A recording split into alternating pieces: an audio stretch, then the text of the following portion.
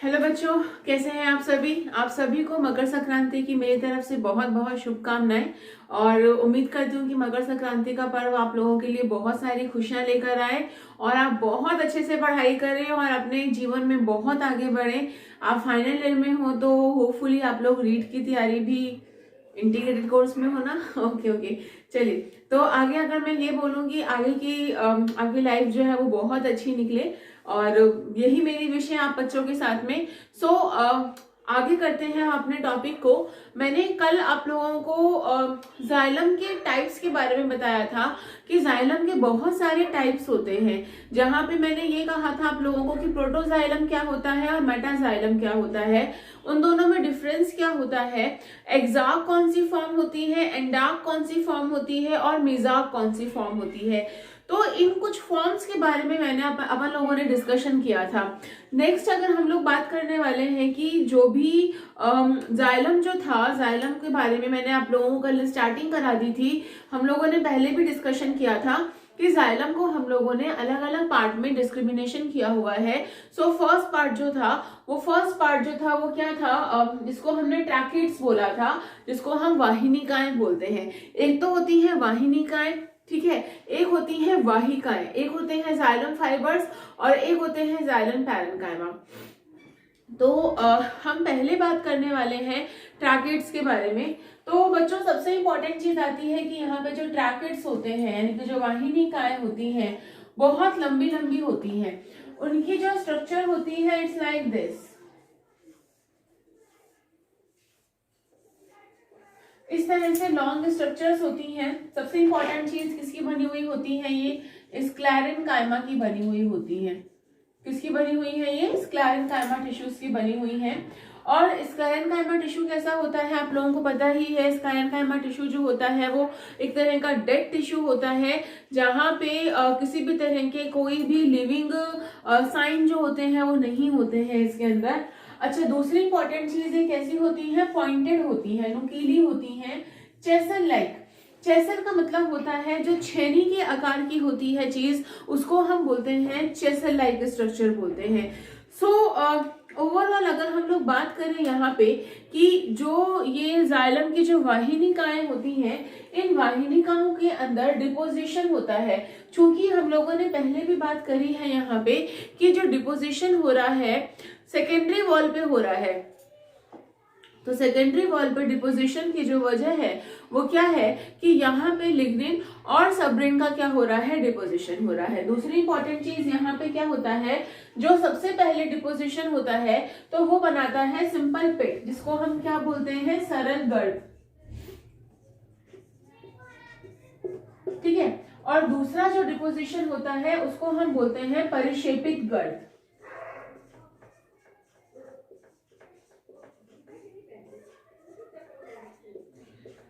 ठीक है, एक तो होता है सरल गर्त और दूसरा होता है परिक्षेपित गर्त, यानी कि सिंपल पिट एंड बॉर्डर्ड पिट। इसको हमने दो पार्ट में डिवाइड किया है, सिंपल पिट और बॉर्डर्ड पिट के अंदर इसको हम लोगों ने डिवाइड किया हुआ है।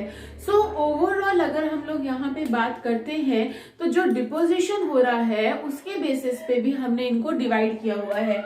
जैसे कि प्रोटोजाइलम के अंदर अगर डिपोजिशन होता है तो वो होता है वलयाकार यानी कि सर्पिलाकार, ठीक है। वलयाकार और सर्पिलाकार दोनों जो है ये आई एम सॉरी, ये जो है दोनों अलग अलग चीजें हैं। वलयाकार और सर्पिलाकार के बारे में अगर हम बात करें तो इस तरह की अगर डिपोजिशन हो रही है तो इसको हम बोलते हैं वलयाकार, ठीक है। यानी कि ये कौन सा है,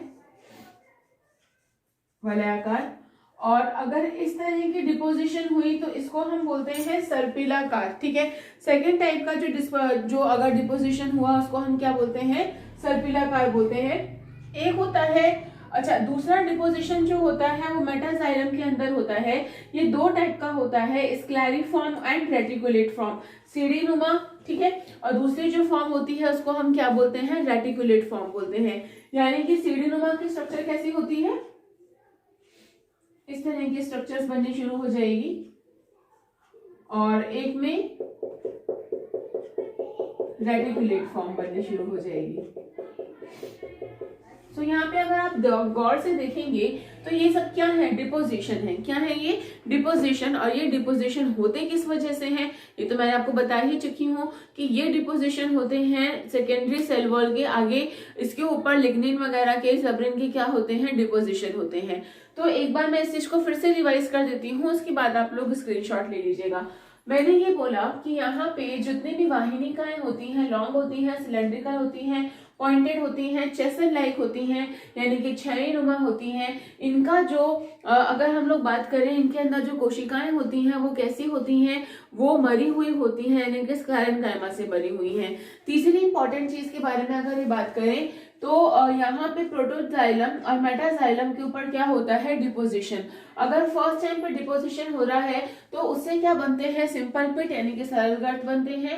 और अगर सेकेंड टाइम पे हो रहा है तो उसको हम बॉर्डर्ड पिट यानी कि इसको हम परिक्षेपित गर्त बोलते हैं। ठीक है, तो जो प्रोटोजाइलम पे डिपोजिशन होता है वो वलयाकार और सर्पिलाकार की फॉर्म में होता है, और जो मेटाजाइलम में होता है वो स्क्लेरिफॉर्म या रेटिकुलेट फॉर्म में होता है।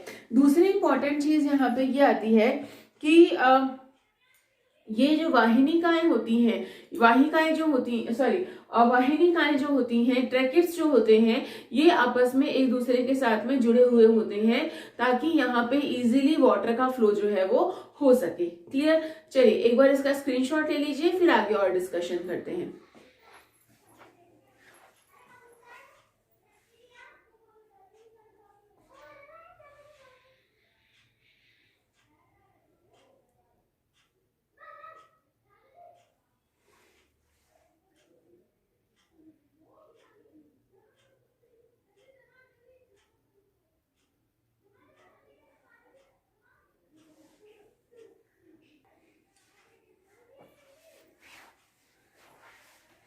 तो बच्चों आप लोगों ने पहले वाला स्क्रीनशॉट ले लिया होगा। अब हम लोग आगे चलते हैं, आगे मूव ऑन करते हैं। अब हम बात करने वाले हैं वेसिकाओस के वेसल्स के बारे में, कि दोनों शब्दों को मैंने मिक्स कर दिया, वेसल्स को और वाहिकाओं को। ठीक है, तो उसको हम वेसिकाएं बोलने लग गई मेरे मुंह से। और इसको बोलते हैं ना टिप, क्या बोलते हैं इसको, tongue of slip of tongue बोलते हैं इस चीज को। ठीक है, हम लोग वेसल्स के बारे में बात कर रहे हैं, यानी कि हम लोग वाहिकाओं के बारे में बात कर रहे हैं, यानी कि वाहिकाएं क्या होती हैं, यानी कि वेसल्स क्या होती हैं। जैसा कि मैंने पहले आप लोगों को बताया कि यहाँ पे जाइलम बहुत सारे पार्ट में डिवाइड था, तो उसमें फर्स्ट पार्ट जो था जिसको हमने वाहिनिकाएं बोला था, यानी कि ट्रैकेट्स हमने नाम लिया था, उसके बारे में हम लोग पढ़ चुके हैं। सेकेंड हम पढ़ने वाले हैं वाहिकाओं के बारे में, जिनको हम वेसल्स बोल रहे हैं। ठीक है, ये एक बहुत ही लाक्षणिक गुण है, बहुत ही लाक्षणिक गुण है। पहली बात, जितने भी एंजियोस्पर्म्स होते हैं, सभी एंजियोस्पर्म्स के अंदर ये वाहिकाएं उपस्थित होती हैं। समझ में आ रही है, चाहे वो डाइकॉट हो चाहे वो मोनोकॉट हो। ठीक है, मतलब सिर्फ एक मोनोकॉट में कुछ दो चार अपवादों को अगर हम लोग छोड़ दें, जैसे कि युक्का वगैरह, जो युक्का हो गया, ड्रेसिना हो गया, ये कुछ मोनोकॉट्स हैं। मैं लिख देती हूँ, एक तो हो गया युक्का और दूसरा हो गया ड्रेसिना। ठीक है, ये मोनोकॉट्स हैं, इनमें ये क्या होते हैं, एब्सेंट होते हैं। ठीक है, सिर्फ ये मतलब ये एक बहुत ही बढ़िया वाला एक्सेप्शन है जो आपको हमेशा ही याद करके चलना है कि युक्का और ड्रेसिना यानी कि ये दो पौधे मोनोकॉट्स के ऐसे हैं जिनके अंदर एंजियोस्पर्म्स होने के बावजूद यहाँ पे ये क्या होते हैं, एब्सेंट होते हैं। कौन एब्सेंट होते हैं यहाँ पे, ये जो अगर हम बात करें कि ये जो वेसल्स होती हैं ये क्या होती हैं, एब्सेंट होती हैं। दूसरी बात, एंजियोस्पर्म का ये बहुत ही बड़ा अभिलाक्षणिक गुण है, मतलब ऐसा गुण है जो एंजियोस्पर्म के अंदर तो ये हमेशा पाया ही जाएगा। ठीक है, सेकंड अगर हम लोग बात करते हैं कि सिर्फ प्रेजेंट इन जिम्नोस्पर्म, नेटम एंड वेलविशिया। ठीक है, तो ये बेसिकली जिम्नोस्पर्म्स में यूजुअली क्या होते हैं, ये एब्सेंट होते हैं। बस ये जो दो प्लांट्स हैं, ठीक है, इनके अंदर ये यहाँ पे क्या होते हैं, प्रेजेंट होते हैं। मैंने यहाँ से प्रेजेंट हटा के यहाँ लिख दिया ताकि आप लोगों को थोड़ा और अच्छे से समझ में आए। ठीक है, ऐसे ही अगर मैं टेरिडोफाइटा के बारे में बात करूं,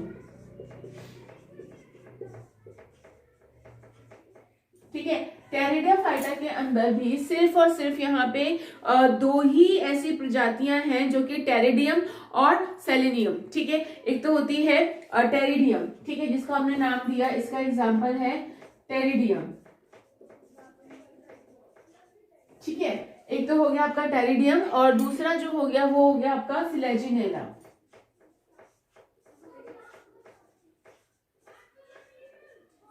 क्लियर। तो टेरिडियम और सिलेजिनेला किसके अंदर, टेरिडोफाइटा के अंदर, जिम्नोस्पर्म के अंदर नीटम एंड वेल्विस्टिया, ये दो। और यहाँ पे मोनोकॉट्स का जो ये वाला एक्सेप्शन है, इनको छोड़ के जो ये जो जिसको हम बोलते हैं जो ये वेसल्स होते हैं ये सब में प्रेजेंट होते हैं। वेसल्स का डेवलपमेंट जो होता है ये होने को तो टेरिडोफाइटा के जमाने से शुरू हो जाता है, लेकिन बहुत ज्यादा प्रोमिनेंट नहीं होता है। जो कि थोड़ा सा और प्रोमिनेंट होता है किसमें जाके, जिम्नोस्पर्म्स में जाके, और जिम्नोस्पर्म से आगे अगर हम चलते हैं एंजियोस्पर्म्स की तरफ तो वहां पे ये और ज्यादा प्रोमिनेंट हो जाता है। दूसरी इंपॉर्टेंट चीज यहाँ पे ये जो स्ट्रक्चर्स होती हैं ये सिलेंड्रिकल स्ट्रक्चर्स होती हैं, यानी कि कोशिकाएं जो होती हैं ये साथ साथ में जुड़ी हुई होती हैं इस तरह से,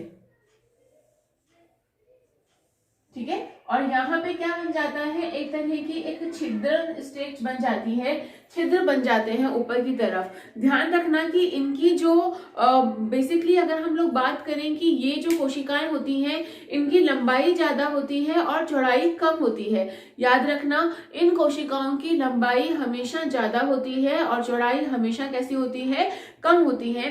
मोर ओवर यानी कि इसके अंदर ऊपर की तरफ में एक तरह की क्या कहते हैं, जिसको हम क्या बोलते हैं, परफोरेटेड प्लेट बोलते हैं। बहुत सारे छिद्र यहाँ पे उपस्थित हैं, तो इसको हम छिद्रन प्लेट यानी कि इसको हम परफोरेटेड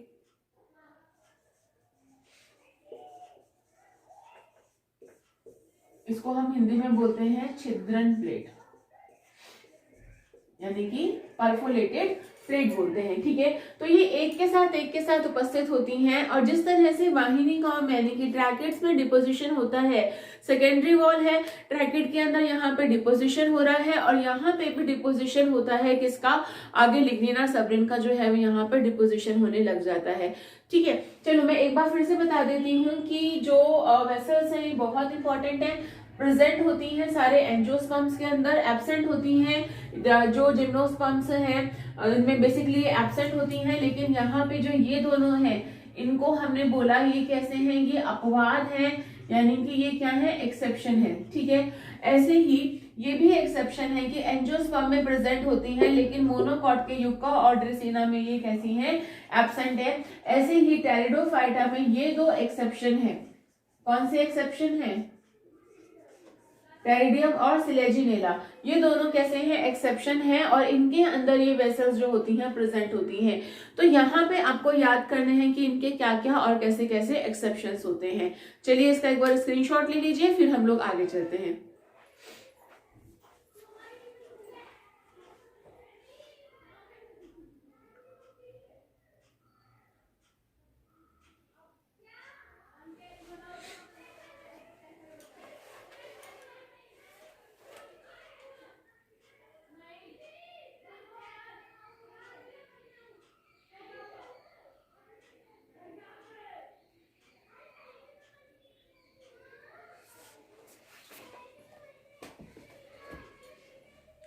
चलिए तो आप लोगों ने इसका स्क्रीनशॉट ले लिया होगा। अब हम लोग बात करने वाले हैं कि ट्रैकेट्स और वेसल्स में क्या डिफरेंसेस हैं।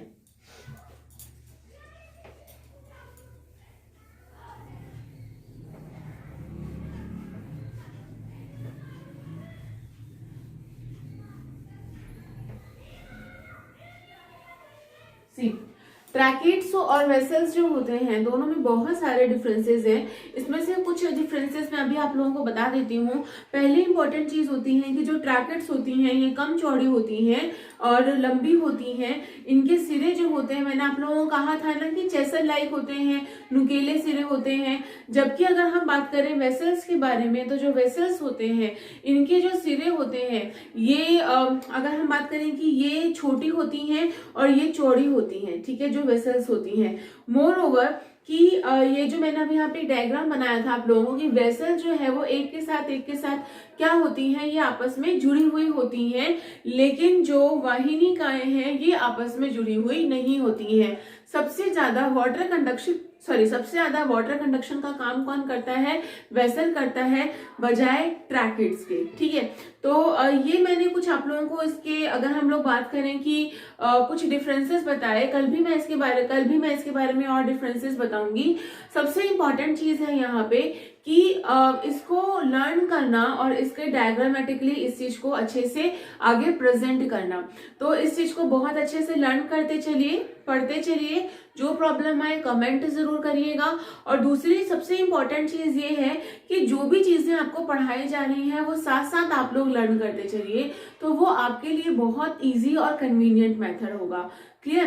तो कल हम लोग डिस्कशन करते हैं जाइलम पैरेन्काइमा और जाइलम फाइबर्स के बारे में।